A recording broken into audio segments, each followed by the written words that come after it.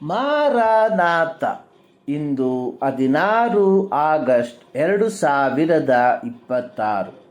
ಎಲ್ಲ ದೇವಜನರಿಗೂ ಭಾನುವಾರದ ಶುಭಾಶಯಗಳು. ಬಳಿಕ ಆತನು ರೊಟ್ಟಿಯನ್ನು ತೆಗೆದುಕೊಂಡು ಸ್ತೋತ್ರ ಮಾಡಿ ಮುರಿದು ಅವರಿಗೆ ಕೊಟ್ಟು, ಇದು ನಿಮಗೋಸ್ಕರ ಕೊಟ್ಟಿರುವ ನನ್ನ ದೇಹ, ನನ್ನನ್ನು ನೆನೆಸಿಕೊಳ್ಳುವುದಕ್ಕೋಸ್ಕರ ಹೀಗೆ ಮಾಡಿರಿ ಅಂದನು.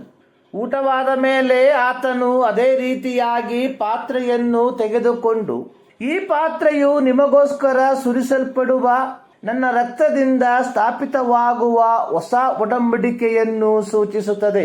ಲೂಕನು ಬರೆದ ಸುವಾರ್ತೆ 22ನೇ ಅಧ್ಯಾಯ 19 ಮತ್ತು 20 ವಾಕ್ಯ.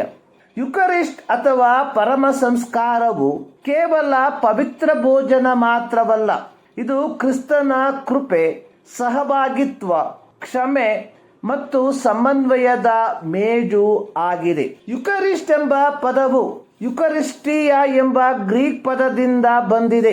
ಈ ಪದದ ಅರ್ಥ ಗಿವಿಂಗ್ ಥ್ಯಾಂಕ್ಸ್, ಕೃತಜ್ಞತೆ ಸಲ್ಲಿಸುವುದು. ಕಮ್ಯೂನಿಯನ್ ಎಂಬ ಪದವು ಗ್ರೀಕ್ ಪದವಾದ ಕೊಯ್ನೋನಿಯಾ ಎಂಬ ಪದದಿಂದ ಬಂದಿದ್ದು, ಈ ಪದದ ಅರ್ಥ ದೇವರೊಂದಿಗೆ ಹಾಗೂ ಸಹವಿಶ್ವಾಸಿಗಳೊಂದಿಗೆ ಆಳವಾದ ಬಾಂಧವ್ಯ ಮತ್ತು ಪಾಲುಗಾರಿಕೆ ಎಂಬ ಅರ್ಥವನ್ನು ಕೊಡುತ್ತದೆ. ಯೇಸು ಕ್ರಿಸ್ತನು ದೇವರಿಂದ ದೂರ ಹೋಗಿದ್ದ ಮನುಕುಲವನ್ನು ತನ್ನ ಶಿಲುಬೆಯ ಮರಣದಿಂದ ತಂದೆಯಾದ ದೇವರೊಂದಿಗೆ ಸಮನ್ವಯಪಡಿಸಿದನು. 2 ಕೊರಿಂಥ 5ನೇ ಅಧ್ಯಾಯದ 18ನೇ ವಾಕ್ಯದಲ್ಲಿ ಬರೆದಿರುವಂಥದ್ದು, ಆತನು ಕ್ರಿಸ್ತನ ಮೂಲಕ ನಮ್ಮನ್ನು ತನಗೆ ಸಂಧಾನಪಡಿಸಿಕೊಂಡನು. ಹೀಗಿರಲಾಗಿ ಕರ್ತನ ಮೇಜಿನಲ್ಲಿ ಅಥವಾ ಭೋಜನದಲ್ಲಿ ಪಾಲುಗಾರರಾಗುವ ಪ್ರತಿಯೊಬ್ಬರೂ ಪರಸ್ಪರ ಆಳವಾದ ಬಾಂಧವ್ಯದಲ್ಲಿ ಇರತಕ್ಕದಾಗಿದೆ. ಯೇಸುವಿನ ಪರ್ವತ ಪ್ರಸಂಗದಲ್ಲಿ ಯೇಸು ಹೇಳಿದ್ದು, ನೀನು ನಿನ್ನ ಕಾಣಿಕೆಯನ್ನು ಯಜ್ಞವೇದಿಯ ಹತ್ತಿರಕ್ಕೆ ತಂದಾಗ ನಿನ್ನ ಸಹೋದರನ ಮನಸ್ಸಿನಲ್ಲಿ ನಿನ್ನ ಮೇಲೆ ಏನೋ ವಿರೋಧವದೆ ಎಂಬುದು ನಿನ್ನ ನೆನಪಿಗೆ ಬಂದರೆ, ನಿನ್ನ ಕಾಣಿಕೆಯನ್ನು ಆ ಯಜ್ಞವೇದಿಯ ಮುಂದೆಯೇ ಬಿಟ್ಟು ಹೋಗಿ ಮೊದಲು ನಿನ್ನ ಸಹೋದರನ ಸಂಗಡ ಒಂದಾಗು, ಆಮೇಲೆ ಬಂದು ನಿನ್ನ ಕಾಣಿಕೆಯನ್ನು ಕೊಡು. ಮತ್ತಾಯ 5:23-24 ವಾಕ್ಯ.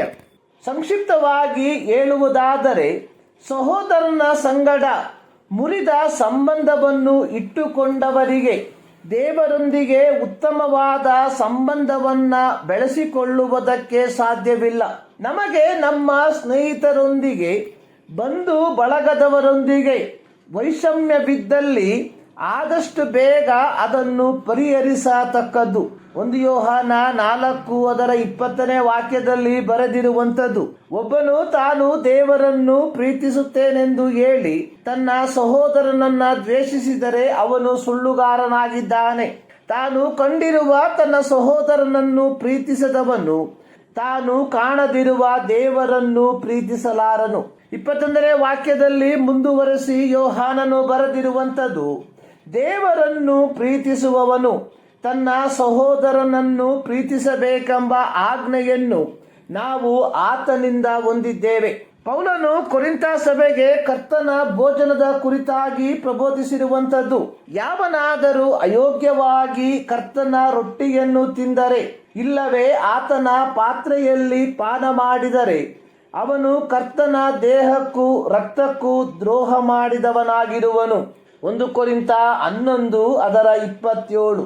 ನಮ್ಮನ್ನು ಸಂಧಾನಪಡಿಸಿದ ಯೇಸುವಿನ ಮೇಜಿನಲ್ಲಿ ಪಾಲುಗಾರರಾಗುವ ಪ್ರತಿಯೊಬ್ಬರು ಈ ಮೇಜಿನಲ್ಲಿ ಪಾಲುಗಾರರಾಗುವ ಮೊದಲು ಪರಸ್ಪರ ಸಮನ್ವಯವಾಗಿರತಕ್ಕದು.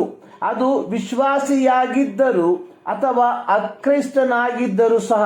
ಇಂದು ಕರ್ತನ ಮೇಜು ಕೇವಲ ವಾಡಿಕೆಯಾಗಿ ಮಾರ್ಪಟ್ಟಿದೆ. ಕೆಲವರು ಇದನ್ನು ಪ್ರಸಾದವಾಗಿ ಸ್ವೀಕರಿಸುವವರಾಗಿದ್ದಾರೆ. ಪ್ರೀತಿಯ ದೇವಜನರೇ, ಕರ್ತನ ಭೋಜನವೆಂಬುದು ಪ್ರಸಾದವಲ್ಲ. ಬದಲಿಗೆ ಕರ್ತನು ನಮ್ಮನ್ನು, ಅಂದರೆ ಪಾಪಿಗಳಾದ ನಮ್ಮನ್ನು ಪ್ರೀತಿಸಿ ತನ್ನ ಅಮೂಲ್ಯವಾದ ರಕ್ತವನ್ನು ಚೆಲ್ಲಿ ನಮ್ಮನ್ನು ಕೊಂಡುಕೊಂಡದರ ಫಲವಾಗಿ ಮಾಡುವ ಆರಾಧನೆಯಾಗಿದೆ. ಹೀಗಿರಲಾಗಿ ನಾವುಗಳು ದೇವರೊಂದಿಗೆ ಸಮನ್ವಯರಾಗಿರಬೇಕಾದರೆ ಮೊದಲು ಕಾಣುವ ಸಹೋದರರೊಂದಿಗೆ ಸಹೋದರಿಯರೊಂದಿಗೆ ಸಮನ್ವಯದಿಂದಿರಬೇಕಾಗಿದೆ. ಈ ಮುಂಜಾನೆಯಲ್ಲಿ ಸರ್ವಶಕ್ತನಾದ ದೇವರು ಈ ಅಧ್ಯಯನದ ಮೂಲಕ ನಿಮ್ಮನ್ನು ಆಶೀರ್ವದಿಸಲಿ.